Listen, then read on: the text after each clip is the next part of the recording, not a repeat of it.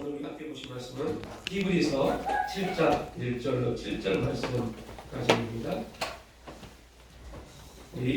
1절부터 함께 한 목소리로 합독하겠습니다. 이 멜기세덱은 살렘 왕이요 지극히 높으신 하나님의 제사장이라. 여러 왕을 쳐서 죽이고 돌아오는 아브라함이나 복을 빈 자라. 아브라함이 모든 것에 10분의 1을 그에게 나누었느니라.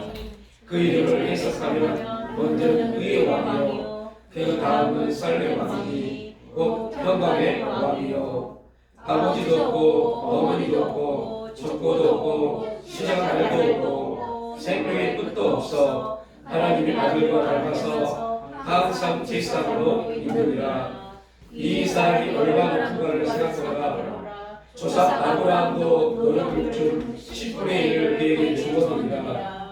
레위의 아들들 가운데 세상의 직분을 받은 자들은 율법을 따라 아브라함의 허리에서 난 자라도 자기 형제인 백성에 대해서 10분의 1을 취하라는 명령을 받았으나 레위 족보에 등장하는 멜기세덱은 아브라함에게서 10분의 1을 취하고 약속을 받은 그를 위하여 복을 빌었나니 논란의 여지 없이 낮은 자가 높은 자에게서 축복을 받느니라.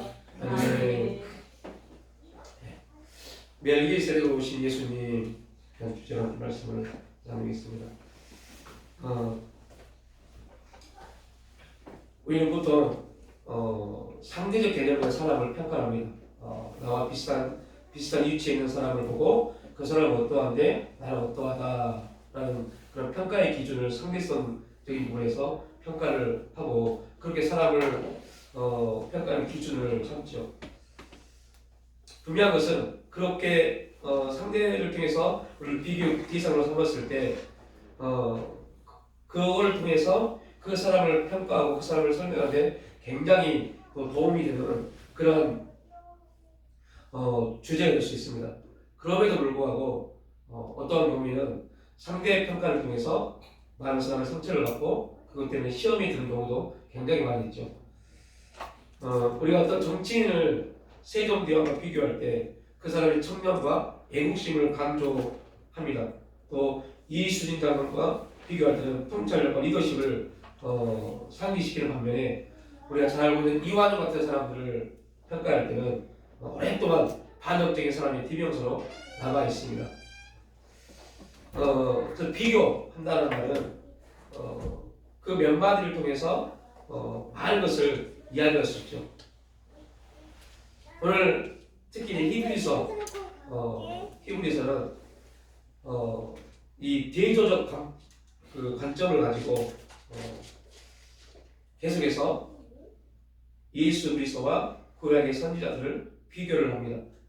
그리고 예수 그리스도가 구약의 선지자들보다 얼마나 월등하신 분이신지 우리가 믿는 그 예수님이 어떠한 분이신지를 쭉 설명을 하고 있죠. 왜 바울이 히브리서를 보통 이제 히브리서를 바울이 기록했다고 합니다. 이 히브리서를 기록하면서 구약의 그런 선지자들을 비교해서 대조적으로 설명을 했는지 이 편지 히브리서를 받은 그 당시 유대 로마에 있는 유대 그리스도인들 히브리 그리스도인들 그들이 지금 어떠한 처지에 있고 또 그러니까 어떠한 처지에 있고라는 복음사에 그들의 형편이 어떠한지입니다. 또 하나 신앙관이 어떠한지 이 두 가지 문제를 지금 바울은 다루고 있습니다. 유대인들에게서 가장 무서운 게 뭐냐면 율법관입니다. 율법관. 이런 얘기 많이 들어보셨죠? 탈북민들이 한국에 와서 예수를 영접하고 예수를 믿게 됩니다. 그런데 그들이 거의 이제 완전히 구원받고 하나님의 사람이 되고자 하는 마지막에 정말 많은 혼란스러워하는 게 그들이 들었던 사상입니다. 그 사상이 무너지지 않아서 여러분 그들이 탈북할 때 그들이 가지고 있었던 그 사상 아무것도 아니었습니다. 싫었습니다. 그들은 그 사상을 싫어했고 그 삶을 싫어해서 탈북한 사람들입니다.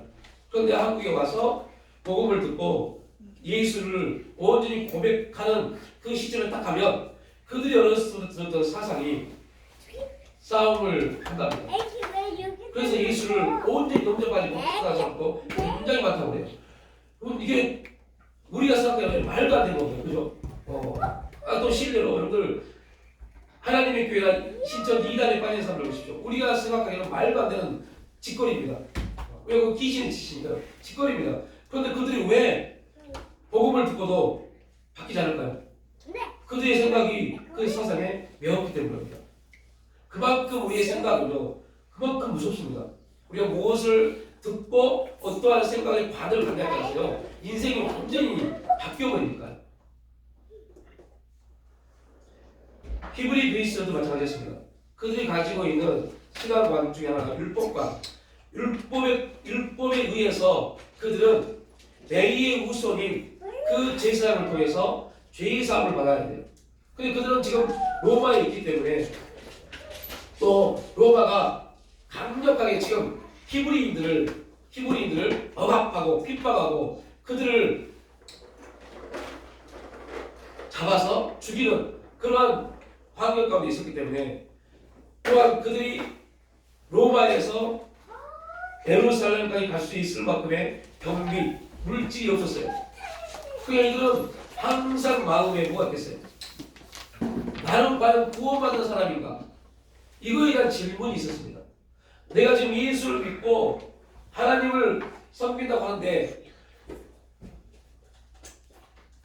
1년에 한 번씩 레위의 후손인 제사장이 지성소에 들어가서 하나님의 죄사함을 받고 나가 선포를 하는 그 선포를 드려야 되는데 이들은 그곳에 갈 수 없어요.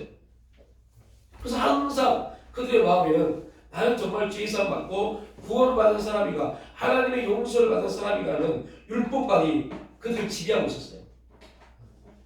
그래서 바울이 말합니다.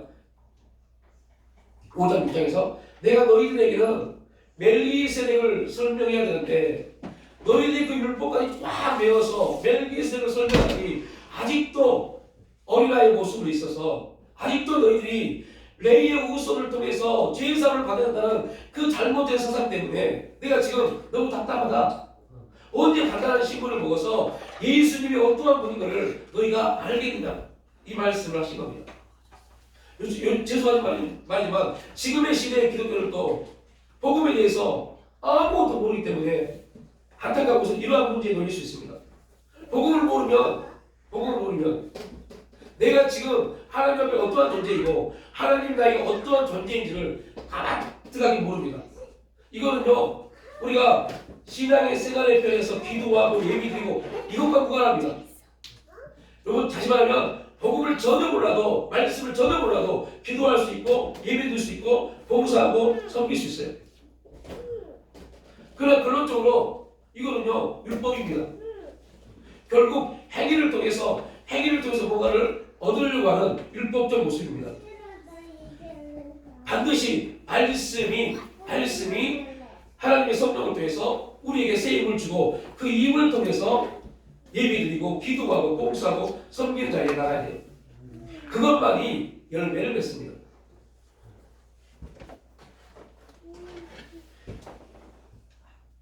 중요한 것은 지금의 시대도 하나님의 복음의 말씀을 제대로 알지 못해서 그 복음을 통해서 복음의 능력으로 복음의 힘을 가지고 성령의 역사를 통해서 행하지 못하고 하나님의 은혜를 받기 위해서 하나님이 나를 사랑하는 존재라는 것을 내가 스스로 변명하기 위해서 열심히 되는 사람들이 너무너무 많습니다. 우리가 열심히 뭔가 하면 내가 하나님의 사랑을 받는 자라고 착각할 정도로 열심히 합니다. 그거는 신앙이 아닙니다. 진짜 우리가 신앙이 복음으로 세워진 사람들이라면 결국 우리 열심히 하나님보다 앞서가야 돼요. 어떠한 것이 됐든 간에 기도가 됐든 예배가 됐든 하나님보다 더 앞서가면 돼요. 우리가 기도를 하고 예배를 드리는 건 뭡니까? 하나님 말씀대로 순종하기가 목적입니다. 하나님 말씀대로 순종하려면 이스라엘 백성들이 광야에서 행진하는 모습을 우리가 알아야 돼요. 이스라엘 백성들이 광야에서 행진할 때 그들이 나타난 현상이 뭡니까? 하나님의 영광이 언약궤에 임합니다. 그들이 언약궤를 메고 움직일 때 이스라엘 백성들이 움직였어요. 이게 성령이 우리를 인도하시는 방법입니다. 우리가 성령의 인도함을 받아야 될 삶을 올립니다. 우리의 어떠한 것들이 하나님과 앞서가면 교만하게 됩니다. 사탄은 그들을 통해서 하나님의 명예를 땅에 떨어뜨리게 만듭니다. 그래서 여러분 우리가 훈련해야 될 것은 나의 행동이, 나의 열심이, 나의 어떠한 것들이 우리 신앙의 삶에 있어서 어떠한 것들이 하나님보다 앞서가면 안 된다는 것을 기억하고 항상 묵상해야 돼요. 나의 이 행동이 하나님이 기뻐하시는 건가? 나의 이 모습이 하나님이 기뻐하시는 건가? 항상 이거에 대한 우리 질문을 가져야 돼요. 그게 기도 제목이 돼야 돼요. 그때 하나님은 하나님의 방법대로 우리에게 당신의 역사를 이루어 가십니다. 우리가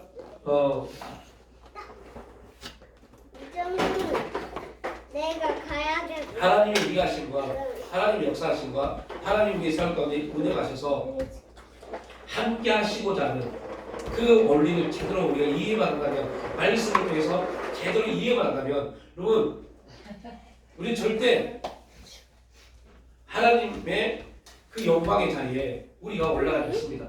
이제 없지. 이거 뒤에 봐. 지금 이스라엘 백성들, 그 이스라엘 백성들이 광야에서 매일매일 불기도와 구름기도를 체험했음에도 불구하고 하나님 앞에 원망을 했던 이유는 그들이 가지고 있는 육체의 습성이 있어요. 육체의 습성. 애굽에서 그들은 노력하면 얼마든지 먹고 살 수 있었다는 그 습성이 있어요. 하나님은 너희들의 노력과 너희들의 열심, 내가 하나님 이제 우리가 이해할 겁니다. 하나님이 우리의 노력과 열심을 없이 여기는 게 절대 아닙니다. 그러나 하나님의 뜻이 우리 가운데 임할 때까지, 하나님의 영광이 우리를 통해서 고백될 때까지 우리 열심과 우리 노력이 앞서가면 안 돼요. 이게 광야 훈련입니다. 그래서 광야 훈련은 하나님이 아침에 만나를 주시면 그 만나를 딱 우리가 먹을 만큼만 주오는 겁니다. 걷어오는 겁니다. 그래서 성경은 분명히 말씀하죠. 너희가 가서 아침에 일어나서 만나를 걷어오되 어떻게 해요? 한 5몇씩. 많이도 말라. 딱 그것만 가져와라. 더 가져와봐야 다 썩고 못 먹는다. 근데 무지한 인간들은요, 가서 더 많이 가지고 와요. 또 어떻게 돼요? 다 썩어버립니다.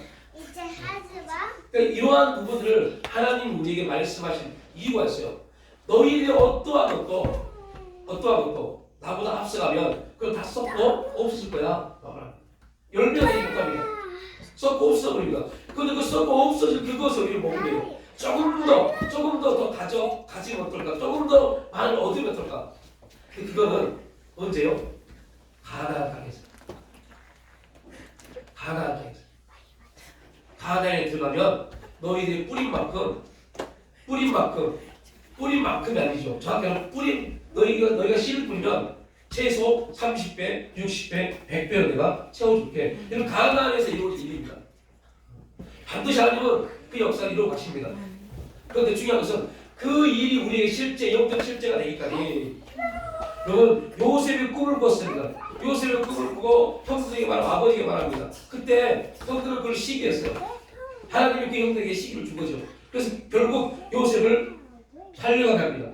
여러분 요셉이 팔려갔습니다.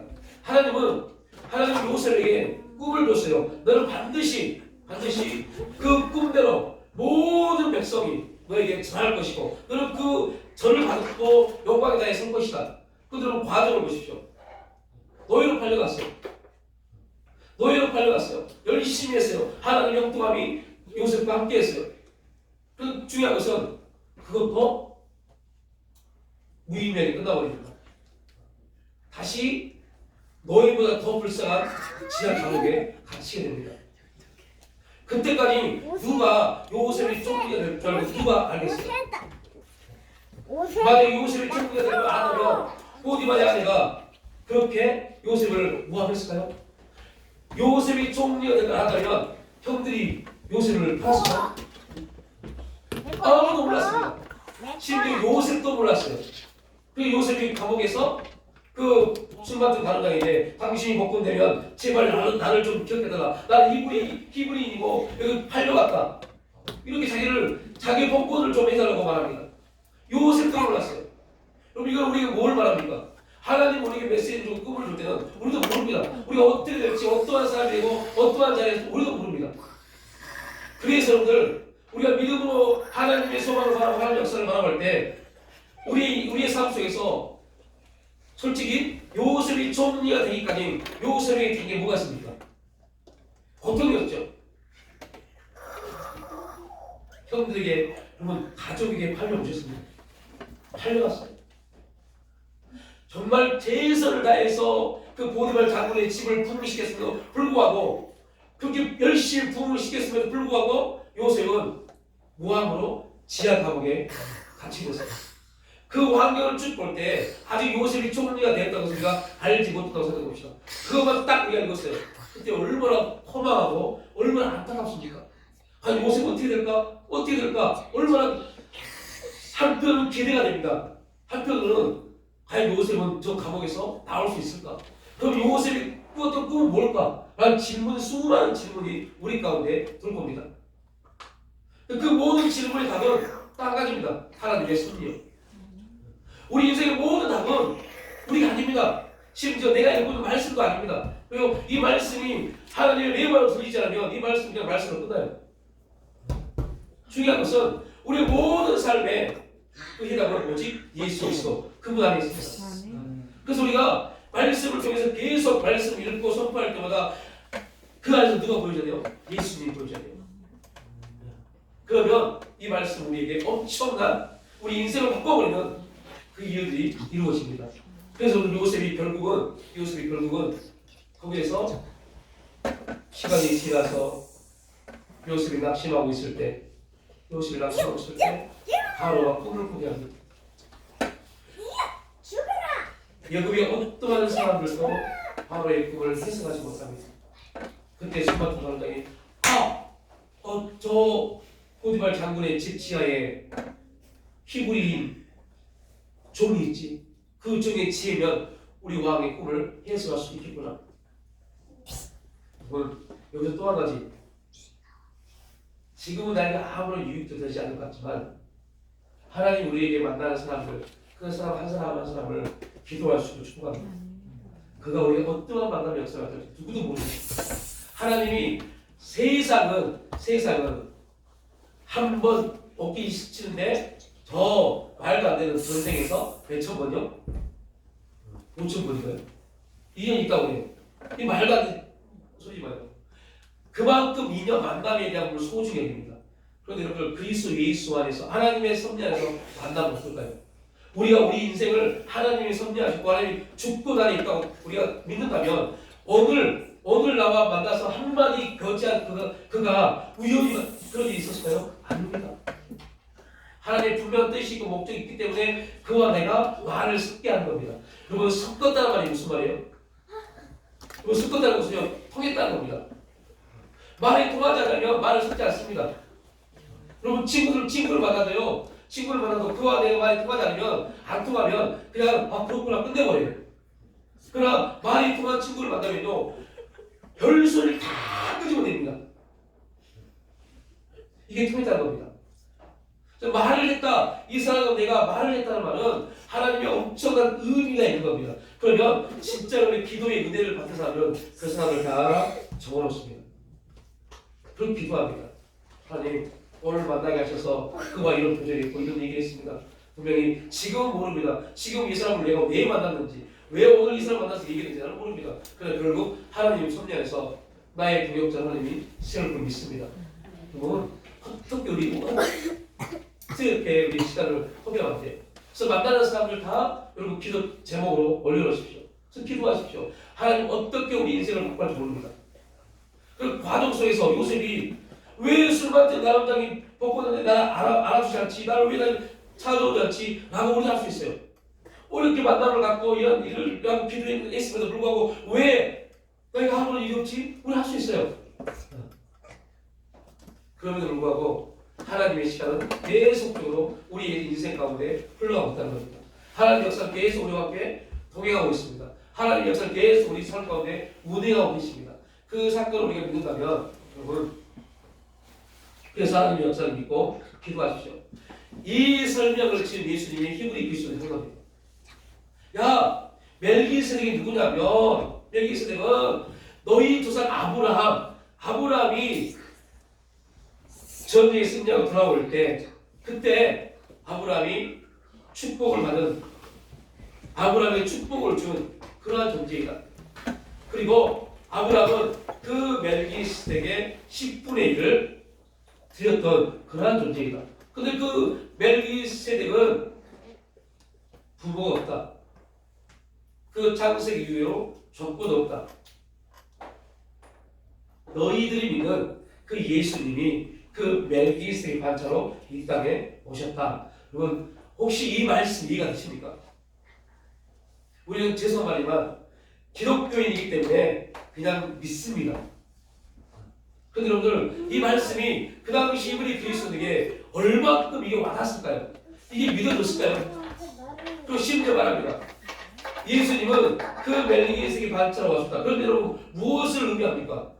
그들 히브리 그리스도에게 있을 예수님은 부부가 있어요. 마리아와 요셉이라는 부부가 있습니다. 그런데 오늘 본문에서 뭐랍니까? 멜기세덱이 어떠한 데라고 말이에요? 족보도 없고 부모도 없다고 그럽니다. 그러면 족보도 없고 부모도 없는 멜기세덱의 반차로 이 땅에 오신 예수님, 그게 진짜인가라는 문제에 빠져버립니다. 아니, 부모가 없는 사람이 어디 있어? 부모가 없이 태어난 사람이 누가 있어? 이 문제에 빠져버립니다. 그런데 여러분들, 이게 한번 이 말씀이 우리에게 이해적 문제로 임하기 시작하면요, 정말 어려운 말씀입니다. 그래서 사도 바울이 히브리 그리스도에게 이걸 지금 너희가 이해해야 될 텐데 아직도 이걸 이해하지 못하면 내가 그 다음 문제를 너희에게 설명을 해야 되는데 어떻게 됐니? 이 말씀입니다. 여러분, 결국은 이 전체의 모든 말씀을 하는 이유가 뭐예요? 창세기 히브리서 11장의 믿음을 말하는 목적입니다. 믿음을 말하려고 지금 이 말씀하는 겁니다. 이걸 모르면, 이 사실을 모르면 우리 믿음은 다 가짜입니다. 너희들 이거 이해하지 못하면 가짜야. 넌 가짜 믿음을 하는 거야. 이유는 뭡니까? 오직 믿음은 예수 그리스도를 통해서만 임하는데 너희가 예수님이 어떠한 분인지 알지 못하면 너희들의 믿음이 진짜이냐? 이걸 지금 설명하는 거야. 이거 똥인데? 여러분, 돌이켜보면요, 지금 이 시대의 기독교들도 믿음을 모르는 거야. 내가 믿고 싶은 걸 믿는 거지 주어진 믿음을 통해서 믿는다, 이걸 모릅니다. 혹시 이거 들어보고 배우신 분 계십니까? 우리는요, 지금 우리의 믿음은요, 대부분 죄송한 말이지만 내가 믿고 싶은 걸 믿고 있는 겁니다. 이건 믿음 아니고 신념입니다. 육신이 갖는 신념입니다. 이 신념은 100% 무너집니다. 진짜 믿음은 하나님 우리가 주신 믿음을 통해서 믿는 겁니다. 이 말씀을 지금 바울이 히브리서 기자가 11장에서 하시려고 이걸 쫙 깔고 있습니다. 그 믿음이 뭔지를 설명하려고. 그 믿음이 뭔지를, 이걸 이해하지 못하면 11장의 믿음은 뭐다? 믿음은 바라는 실상이가, 여러분 죄송한 말이지만 무엇을 바라야 될지 모르는데요. 지금 혹시 여러분이 질문을 해보십시오. 나는 지금 무엇을 바라보고 있는지. 이 멜기세덱에 대한 얘기를 히브리서에서 끄집어 낸 이유가 있어요. 이 말씀을 하시면은 너희들에게 주어진 믿음, 너희들이 듣고 있는 이 신앙, 이 복음, 이게 무엇인가를 알지 못하면 우리는 바라봄이 다 무너져 버립니다. 예수님이 이 땅에 오셔서 오병이어 기적을 행했을 때 수많은 사람들이 뭐라고 말합니까? 저를 우리 왕으로 세우고자. 왜요? 육신적인 예수를 보니, 그 오병이어 기적을 일으킨 예수님을 보니 저분이 우리의 왕이 되면 우리의 모든 문제, 먹고 사는 문제가 해결되겠구나, 요거를 본 겁니다. 그 예수님이 그 사람들의 생각을 보고 떠나버리잖아요. 그리고 예수님은 그런 왕으로 오신 게 아니기 때문에, 왕으로 오셨지만 먹고 사는 문제를 해결해 주는 문제로 오신 게 아니기 때문에, 그분은 복음으로 오신 거예요. 이걸 이해하지 못하면 우리의 믿음은 가짜라는 거예요. 내가 믿고 싶은 걸 믿는 겁니다. 내가 추구하고 싶은 걸 믿는 겁니다. 그래서 그게 안 되면 우리 시험 듭니다. 그게 안 되면, 그런 기도가 안 이루어지면, 하나님, 이 열심을 내고 기도했는데 하나님 왜 응답이 없죠? 그러나 결국은 그 기도 동안 육신적인 기도를 지금 그 기도 동안 하나님은 하나님의 방법대로 이루어가십니다. 분명한 것은요. 언제요? 우리가 그렇게 기도케 하신 하나님의 은혜를 깨달을 때. 반드시 성령님은 우리 가운데 그걸 깨닫게 하십니다. 그 일을 하시는 분이 성령님이십니다. 성령이 나타나면 진리를 깨닫게 하십니다. 말씀을 알게 하십니다. 하나님을 증거하고 예수를 증거하고 말씀에 깊이 하는 일을 인도해 가신 분이 성령의 역사입니다. 그래서 성령은 결국 범사에 우리 인생과 나타나는 모든 것들을 말씀과 연합시켜서 말씀과 만나서 안 나와. 의미를 깨닫게 하시고 해석하게 하시고 뜻이 무엇인지를 알게 하신 분이 성령님이십니다.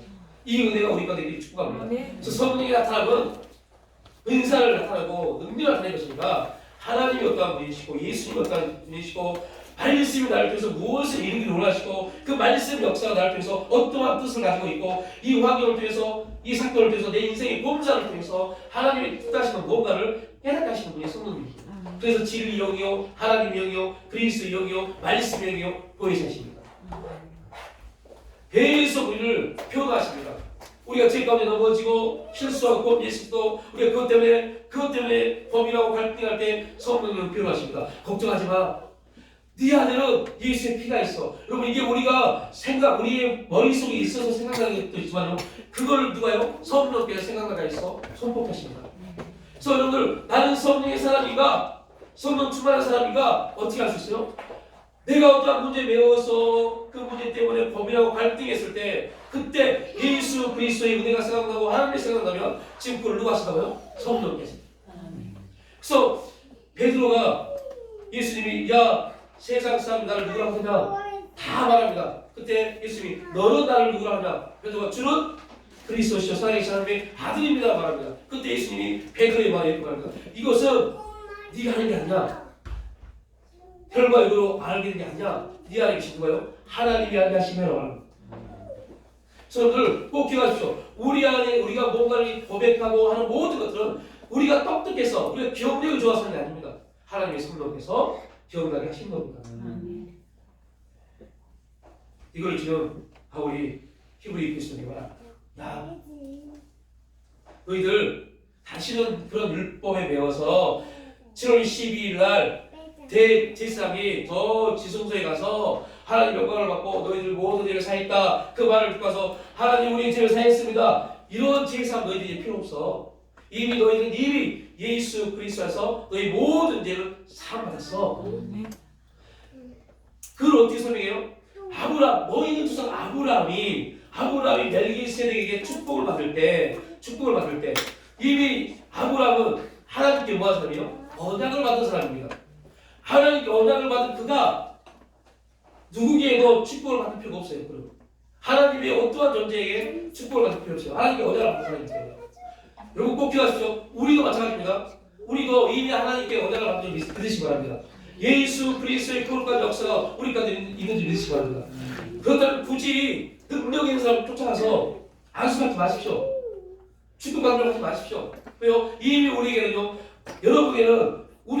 나를 자기 자신을 축복할 수 있고 내 자녀를 남편을 내 부인을 믿음의 사람들을 축복할 수 있는 축복을 이미 주셨습니다. 그래서 오늘 정말 축복의 기도를 받고 싶다면 여러분의 손을 머리에 얹고 기도하십시오. 나는 아브라함의 후손이다. 아브라함의 모든 신앙의 유업을 받은 그러한 존재이다. 그리고 축복하십시오. 이미 우리가 그 은혜를 주셨습니다. 지금 멜기세덱을 말한 이유가 바로 그겁니다. 쉽게 말하면요, 멜기세덱을 말한 이유는 너희들 더 이상 너희가 말하는 조상이 누구에게 축복을 받느냐? 그런데 아브라함이 멜기세덱의 축복을 받을 때 너희가 말하는 레이는 어디에 있었느냐? 아브라함이 홀에 있지 않느냐? 그렇다면 그 레이 또한 누구에게요? 멜기세덱의 축복을 받은 존재다. 그러니 너희들 이제 대속죄일에 대한 율법관 대속죄일에 대한 그 속죄를 위해서 범인하지 마라. 이미 예수님이 너희 모든 죄를 다 사했기 때문에 너희 그걸 믿기만 하면 된다. 그걸 믿기만 하면 된다. 우리는 제사 받은 존재라는 걸 믿기만 하면 된다. 여러분 우리의 믿음이 그만큼 중요합니다. 우리의 믿음의 출발은 나는 예수 그리스도에서 제사 받았다. 구원받은 존재라는 걸 믿으십시오. 거기서 우리 믿음이 출발해야 돼요. 우리의 믿음의 반응이 어떻게 살 것인가에 반응하는 것이 아니라 나는 예수 그리스도 안에서 구원받았다. 여기에 반응돼야 돼요. 그때부터 예수님이 우리에게 보내주신 성령이 구원의 역사를 이루어 가십니다. 구원의 역사를 이거를 신학적으로 구원의 서정, 성화, 성도의 경임, 영함이라고 말합니다. 우리를 변화, 훈련, 성장시켜 하십니다. 누가요? 우리가요? 성령께서. 집에 갔어. 성령께서 우리를 그렇게 만들어 하십니다.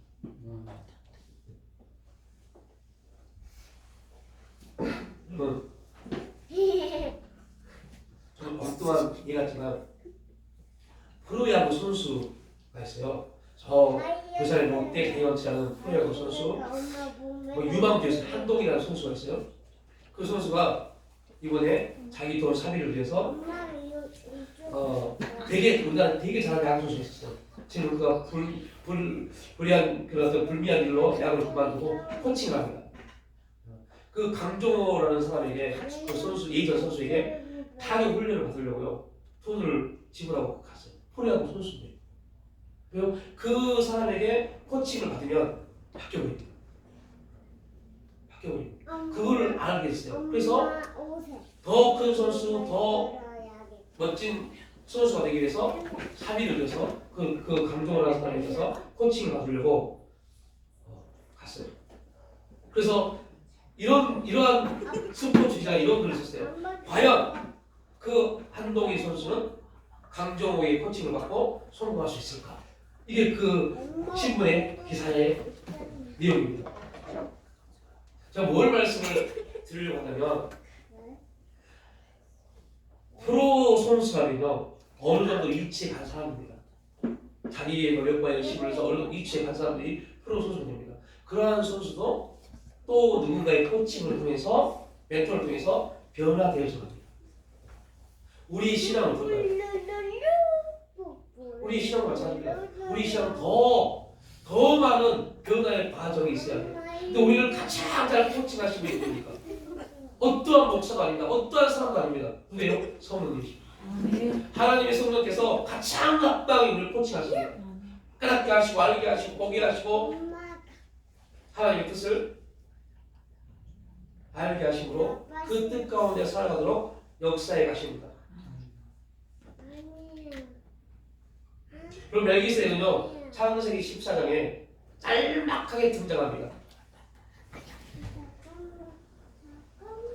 멜기세덱은 아브라함을 축복했으며 그 답대로 아브라함은 전리금의 10분의 1을 멜기세덱에게 주었습니다. 멜기세덱은 이미 아브라함 시절에 가나안은 영적으로 심히 타락한 상태였는데 그리고 멜기세덱이 살렘 왕, 예루살렘 왕입니다. 근데 예루살렘은 가나안 땅에 있습니다. 가나안 땅은 완전히 타락으로 가득 찬 그런 곳입니다. 아직 타락이 머리끝까지 차지 않아서 하나님 아브라함에게 야 아모리 족속 가나안 땅의 족속에 관영할 때까지 너희 자손을 애굽 땅에 내가 잠시 객으로 두겠다라고 말씀하셨죠. 그럼에도 불구하고 가장 악한 동네가 그 가나안 땅에 있어요. 근데 그 악한 곳에 평화의 왕 살렘 왕이 있습니다. 모순이죠. 여러분 이걸 꼭 기억해야 돼요. 세상은 하나님의 세상을 창조하시고 그래서 인간을 주셨습니다. 그리고 세계와 그것을 다스리고 충만하라 그런 말씀하셨어요. 인간이 죄를 짐으로 이 세상은 사단 마귀가 다스리는 이 세상을 아는 것이. 사람은 거기에서 우리는 이제 사단 마귀의 다스림을 받고 살아갈 수밖에 없는 그러한 존재가 됐습니다. 그래서 마귀의 총노릇하는 그러한 존재가 됐어요. 근데 예수님이 십자가에 죽으심으로 그 이 세상 나라에 하나님의 천국, 하나님의 나라, 천국의 천국을 만드셨습니다. 그리고 우리를 그곳에 주셨어요. 우리는 매일매일 이 세상 나라와 접하며 살아갑니다. 타락과 온갖 제약과 온갖 무서움이 있는 곳을 접하며 살아갑니다. 그리고 그곳에 우리를 세워주셨습니다. 우리가 달랐던 못났던 하나님 우리를 보내어 하나님의 영광의 빛으로 세워놨습니다. 이게 그 폐역한 가장 죄가 난무한 가나안 땅의 예루살렘에 멜기세덱을 세우신 이유입니다. 하나님 역사는 완전히 죄 가운데 죄가 가능할지라도 하나님 역사는 창세일로 계속적으로 의의 사람, 평강의 사람, 하나님의 사람을 그곳에 두셨습니다. 그들을 통해서 하나님의 역사를 이어가십니다. 멜기세덱을 우리가 볼 때 되게 감사할 부분은 우리가 지금 또 누구예요? 그 멜기세덱의 반찰조차 이 세상 가운데 살아있는 그런 존재입니다. 그래서 오늘 우리의 삶에 우리가 놓여 있는 이 세상이 얼마나 죄악이 난무합니까? 얼마나 죄의 소리들이 매일매일 들려집니까? 은혜의 소리, 복음의 소리 말고 죄의 소리 얼마나 많이 들려옵니까? 그 죄의 소리들이 우리의 생각을 혼미하게 만들 거예요. 그곳에 우리를 세워주셨어요.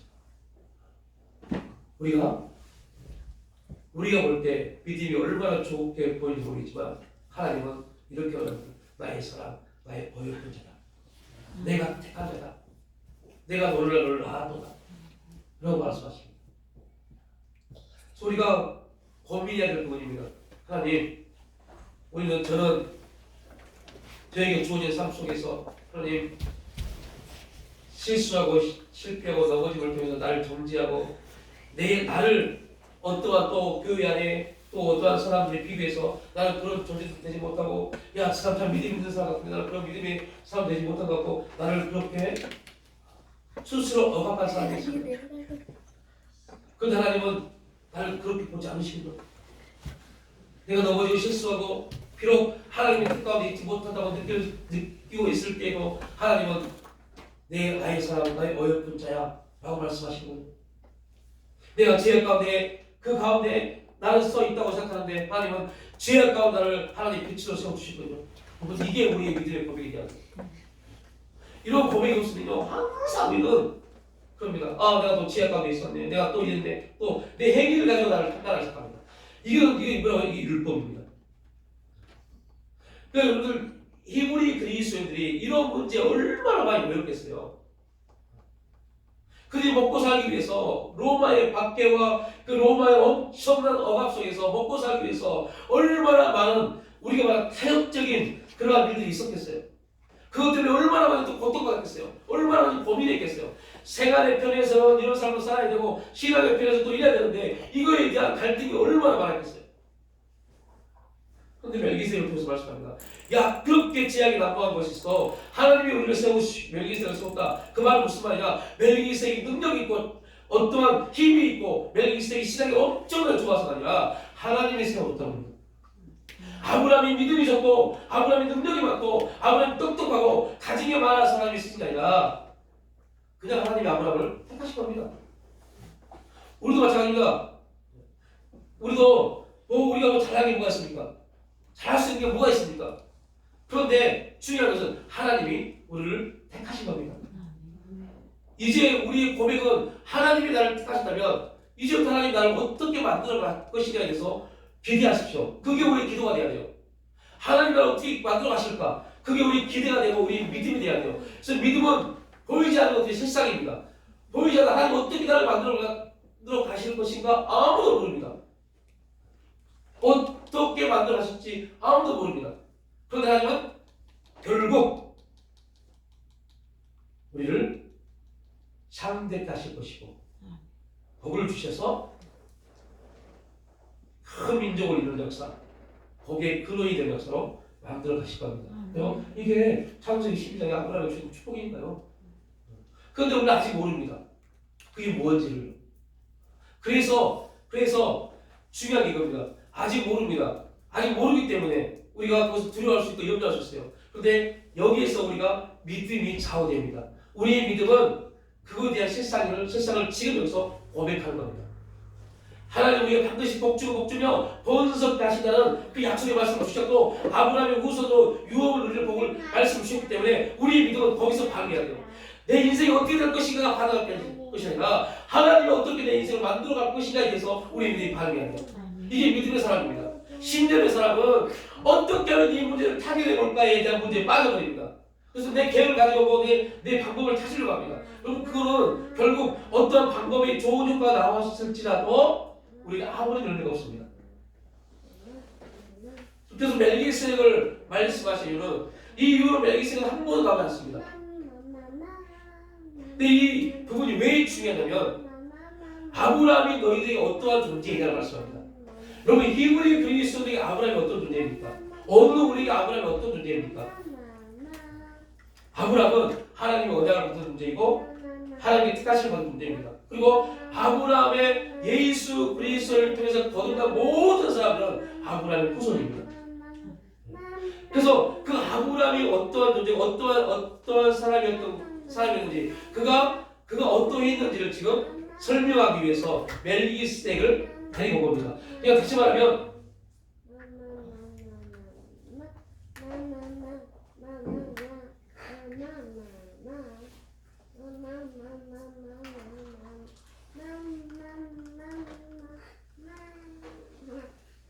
멜기세덱은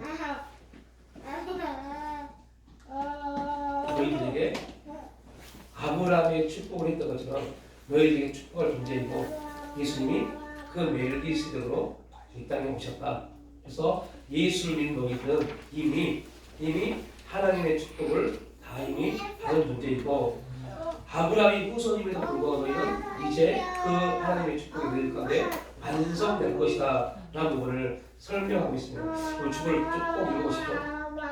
두 번째, 참으로 우월하신 구세주로 에 대한 설명하십니다. 히브리서는 그리스도의 제1사람들이 액 언약 아래 있던 이른바 레이 지파의 제1사람들보다 우월하다는 것을 보여주고 있습니다. 우리 계속 앞에 자기도 계속 봤죠. 예수님이 우월하시다. 레이의 제1사람보다 훨씬 더 우월하시다는 것을 계속 우리가 나눠봤습니다. 세 가지를 말씀을 하고 있는데요. 그 첫째가 아브라함이 멜기세덱에게 10분의 1을 주었다입니다. 그럼 뭐라고 합니까? 이스라엘 백성들은 누구에게 10분의 1을 줬어요? 레이의 제1사람들이에요. 그러니까 레이의 제1사람들은 누구에게 10분의 1을 받습니까? 백성에게. 백성이에요. 멜기세덱은 누구에게 10분의 1을 받았습니까? 아브라함에게요. 자, 그럼 여기서 이제 아브라함이 이스라엘 백성들이 아브라함을 어떻게 생각했나에 대한 내용을 알지 못하면요, 요 문제에 빠집니다. 자, 레이 제사장들이 이스라엘 백성들에게 10분의 1을 바쳤습니다. 이걸 잘 기억해주세요. 자, 아브라함이 멜기세덱에게 10분의 1을 바쳤습니다. 그러면 이걸 영적으로 이해하지 못하면 어떤 문제에 빠지냐면, 아니 아브라함이 멜기세덱에게 10분의 1을 바치거나 이스라엘 백성이 레이 제사장에게 10분의 1을 바치거나 사람이 누군가에게 10분의 1을 바치는 건 똑같습니다라고 볼 수 있어요. 전혀 다른 소리입니다. 이걸 이해하지 못하면 이 전체적인 7장의 내용이 무엇인지를 알지 못해버리는 문제에 빠져버립니다. 아브라함이 멜기세덱에게 10분의 1을 바쳤다 라는 말은 계속 나온 얘기지만 아브라함이 멜기세덱에게 10분의 1을 바쳤을 때 너희들이 10분의 1을 바친 레이가 어디 있습니다. 이 말씀을 얘기해요. 그러니까 레이 또한 아브라함의 뭐였어요? 허리에서 누구에게요? 멜기세덱에게 10분의 1을 바친 존재가 되어버린 거예요. 여러분 이거 기억하시나요? 아브라함의 삶이 누구에게 반영됐어요? 야곱에게요. 다시 말하면 야곱의 모든 삶은 어디에 있어요? 아브라함의 품에, 아브라함의 발이에요. 그래서 야곱의 모든 삶은 결국 하나님이 아브라함이 언약한 말씀대로 야곱이 살아간 겁니다. 이거 드시죠? 야곱의 삶이 따로 있던 게 아니라 아브라함에게 언약한 대로 야곱이 살아간 겁니다. 그래서 결국 야곱의 70인이 어디에 들어가요? 아브라함에게 주신 언약을 이루시려고 애굽에 들어갑니다. 그리고 400년 후에 야곱, 그래서 여러분 야곱을 이스라엘이라고 하죠. 이스라엘 백성이 하나님이 언약하셨던 대로 400년 후에 출애굽합니다. 그리고 하나님이 아브라함에게 언약하셨던 어디로 가요? 가나안 땅에 들어갑니다. 그러면 야곱의 모든 족속들 자녀들은 지금 누구 안에 있어요? 아브라함 안에요. 그런데 그 아브라함이 지금 누구에게 축복을 받고 10분의 1을 주었습니까? 멜기세덱에게. 그러니까 이스라엘 백성들이 있어. 야, 아브라함 또한 너희들이 조상이라고 믿는 그 아브라함 또한. 그러면 여러분 아브라함이 이스라엘의 조상입니다. 아브라함 위에 어떤 왕이 있어도 그 유명한 다윗 왕이 있잖아요. 그 다윗 왕도 누구에게 속한 거예요? 아브라함에게요. 이해하시죠? 이게 굉장히 중요한 메시지입니다. 그러니까 다윗 왕, 뭐 솔로몬 왕 어떤 왕도 다 누구한테 속했어요? 아브라함에 속한 겁니다. 그러니까 아브라함이 멜기세덱에게 축복을 받고 11조를 드렸다는 말은 너희들 더 이상 이제 어떠한 동에도 예수 그리스도 안에 너희들은 당당하라. 너희의 모든 것들은 예수님 안에서 다 이루어졌다. 왜? 예수님은 레위가 아니라 멜기세덱이 받쳐 오셨기 때문에. 그렇기 때문에 예수를 믿는 순간부터 레위 제사장들이 행했던 모든 제사의 내용들은 다 끝났다고 말씀합니다. 그런데 이게 왜 중요할까요? 이스라엘 백성들, 우리가 이런 사도행전에 보면 어떤 일이 있습니까? 이스라엘 백성들이 디아스포라 저 멀리 외국에 살던 사람들이 제사가 되면, 명절이 되면 와서 그들이 뭐합니까? 짐승을 사서 제사를 지내잖아요. 이들은 지금 그 고민에 빠져 있는 겁니다. 자기들이 죄를 사하려면 짐승을 사서 제사장들이 바쳐야 되는데 그걸 하지 못합니다. 그러면 우리의 제사는 어떻게 받냐? 여러분 안타까운 것은요, 우리나라 60년, 70년대 그때 이런 일이 있었답니다. 한국 목사님들이 그런 일이 있었다고 해요. 능력 있는 목사님들이 나한테 와서 기도받으면 모든 구원받고 제사받는다, 이런 말도 안 되는 소리를 했다고 합니다. 인간이 어떻게 구원을 줍니까? 인간이 어떻게 제사를 줍니까? 근데 그런 목사님이 있어서 거기에 수많은 사람들이 능력 있다고 그걸 보이더라고 합니다. 이런 말도 안 되는 짓거리를 했다니까요. 어떻게 인간이 구원을 줄 수 있어요? 어떠한 인간도 인간에게 구원을 줄 수 없습니다. 그가 그래서 여러분 이스라엘 대제사장인 아론의 반차를 쫓는 대제사장도 그가 그를 위해서 뭐 했어요? 제사를 지냈어요. 자기의 죄를 속하기 위해서 제사를 지냈던 그런 연약한 존재였습니다. 그런데 예수님은 자기의 죄를 위해서 자기가 죄가 있다고 죄를 해결하기 위해서 제사를 지내시면 절대 안 된다요. 그분은 죄를 자신이 스스로 가지신 분이지 죄인이 아니기 때문에. 죄를 가졌기 때문에 죄를 뭐였어요? 버릴 수도 있어요. 그래서 그분은 죄를 어떻게 버렸습니까? 십자가에 스스로 못 박은 거예요. 그분이 십자가에 죽으신 것은요, 그분이 죽은 게 아닙니다. 뭘 죽였어요? 죄를요. 그리고 십자가에 죽으셔서 그 죄를 그대로 어디에요? 땅속에 묻어버린 겁니다. 더 이상 죄는 더 이상 땅속에서 나올 수 있다 없다? 없어요. 그래서 이제 마지막 때 천년 때 환란이 임하면 그 땅속에 묶여있던 뭐가 나옵니까? 죄, 용이 나오잖아요. 용이. 7년 뒤에 환란, 이제 천년 왕이 연성되면요, 그 용이 나와서 사람들을 다 죄 가운데 지옥 가운데 인도해요. 지금은 사단의 모든 곳을 어디에 둬요? 땅속에요. 그런데 우리가 왜 사단의 역사를 두려워합니까? 왜 이 세상의 삶을 두려워합니까? 이유는 다 한 가지입니다. 우리 육신이 아직까지 어디에 매여 있어요? 땅에 속해 있기 때문에.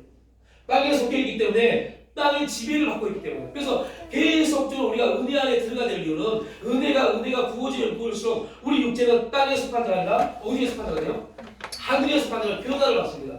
우리 육체가 변화되지 않으면, 그래서 우리 육신의 생각과 우리 육신의 사상이 바뀌지 않으면 하나님의 은혜가 와도 그 은혜를 은혜대로 발휘하지 못합니다.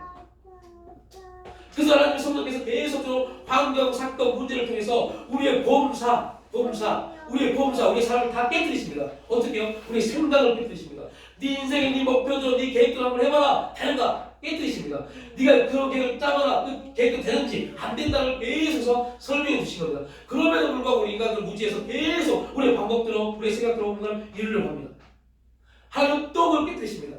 그리고 말씀하십니다. 제발 너의 방법과 너의 생각과 너의 계획을 다 내려놓고 잠잠히 내가 너에게 어떠한 계획을 가지고 있는지 봐라 하고 말씀하십니다.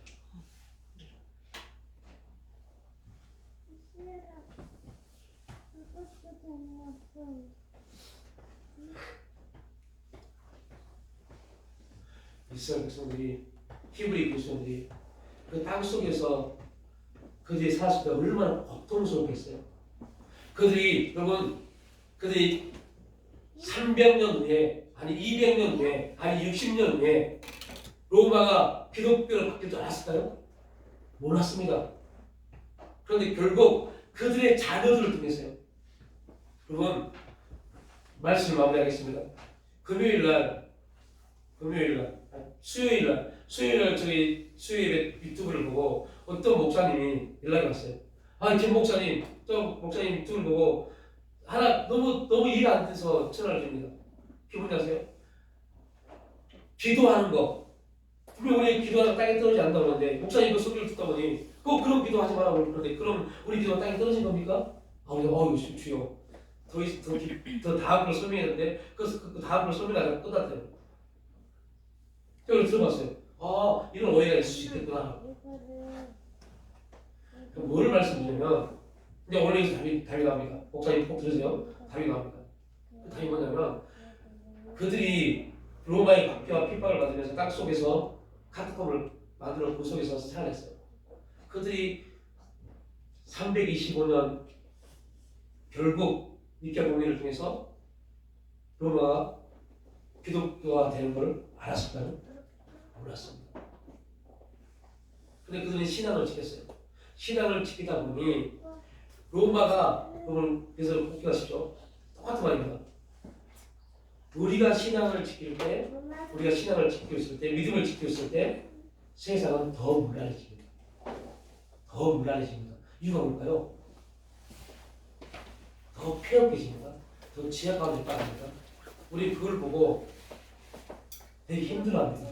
왜요? 지하 가운데 빠지면서 문란해서 힘들이 아닙니다. 세상의 지하 가운데 빠지고 문란해지면 기독교는 더 힘들어집니다. 더 힘들어집니다. 이유는 뭐냐? 거기에 발맞춰 가잖아요. 돈을 벌 수 있죠. 먹고 사는 문제에 빠져버립니다. 거의 문제 갈등이 생깁니다. 이게 지금 수많은 그리스도인들이 범인하고 있는 이유입니다. 이스라엘 백성도 히브리 그리스도를 동일했어요. 세상은 계속 문란해집니다. 그러니까 그 문란한 그들이 왕실에서부터 완전히 문란했어요. 그래서 왕실에서부터 기독들이 이런 생각을 합니다. 우리 자녀 결혼식 때 이런 문란한 여자와 남자와 결혼식 하면 안 되겠다. 문란하지 않으면 남자 여자 어디 있지? 찾아온 지 어디 있어요? 그리스도인들이. 그래서 왕비가 자기들 왕자를 그리스도인 그 자매를 데려와서 결혼을 시킵니다. 이거 아니. 귀족들이 그 카타콤에 있는 그리스도인 자매를 형제를 데리고 와서 자기 자녀 아들 딸에게 결혼을 시킵니다. 그러면서 어떻게 할게요? 그 왕실이 기독교를 갖게 됩니다. 그 왕실, 그 귀족들이 하나님을 섬기는 그런 가정을 바뀌기 시작합니다. 그리고 결국 300년이 지나는 어느 날 로마는 기독교를 갖게 됩니다. 여러분, 지금 우리 인생이 답답합니다. 정말 보라 세일을 해가다가 말싸고 소파 없지만 정말 세일을 해가지 않는 그런 삶입니다. 뭔가 해도 길이 보이지 않는 것 같습니다. 그럼 꼭 기억하십시오. 하나님은 당신의 시간표 안에서 당신의 역사를 이루어가십니다.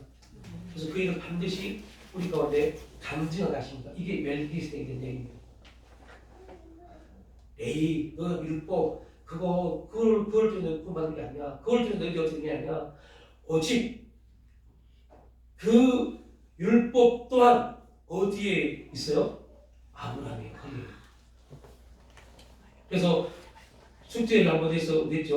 여러분 율법이 먼저입니까? 복음이 먼저입니까? 이거 모르시면 꽤 많아요. 복음이 먼저 율법이 먼저 아닙니다. 복음이 먼저입니다. 아브라함이 먼저입니다. 그리고 400년이 지나고 나서 모세를 율법을 주신 겁니다. 그래서 복음을 가진 자들만이 뭐 할수요? 율법을 선포했습니다. 그게 바로 예수님이 우리의 부가 멜기세덱이시다 라는 결론입니다. 꼭 죽을 읽어보셨으면 좋겠습니다. 여러분 멜기세덱으로 이 땅에 오신 예수님 그 은혜의 역사를 통해서 우리가 그 복음을 통해서 우리는 이제 거룩한 하나님의 말씀 앞에 설 수 있게 됐고 그 하나님과 교제할 수 있게 됐고 하나님과 연합할 수 있는 은혜를 얻었습니다. 그러한 일들이 우리 삶 가운데 매일매일 선포되어질 갖는 것이 이를 주님으로 축복합니다. 아버지 하나님, 우리는 아브라함의 후손입니다. 그 아브라함이 하나님 언약을 받았음에도 불구하고 멜기세덱을 보는 순간 그에게 무릎 꿇었고 그의 축복을 받았고 10분의 1을 드렸습니다. 그리고 그의 모든 이스라엘 후손은 아브라함 허리에서 함께 그 일을 행했습니다.